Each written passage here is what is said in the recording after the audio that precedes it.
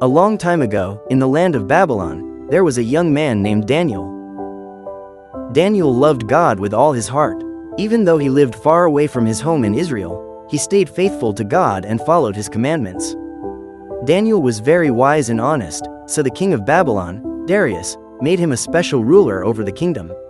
The king liked Daniel so much that he planned to make him the most important leader of all. But not everyone was happy about this. Some of the other rulers were jealous of Daniel. They didn't like that the king trusted him more than anyone else.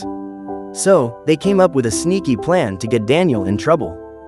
These men knew Daniel prayed to God every day. He prayed in his house by a window that faced Jerusalem. He did this 3 times a day, no matter what. So the jealous men went to King Darius with a trick. "King Darius," they said, "you are so great and powerful. You should make a new law. For the next 30 days, no one is allowed to pray to any god or person except you. If anyone disobeys, they should be thrown into the lion's den." The king thought it sounded like a good idea and signed the law. But the sneaky rulers knew the real reason. They wanted to catch Daniel praying to his God. When Daniel heard about the new law, he wasn't afraid. He went home, just as he always did, and prayed to God by his window. He thanked God and asked for his help. The jealous men were spying on Daniel, and when they saw him praying, they ran to tell the king. "King Darius," they said, "Daniel is breaking your law. He's praying to his God instead of you." The king was upset and sad.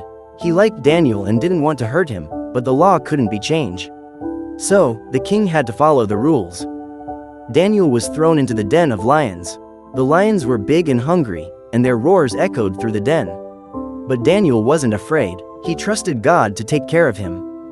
That night, King Darius couldn't eat or sleep. He worried about Daniel and hoped his God would save him. Early the next morning, the king hurried to the lion's den.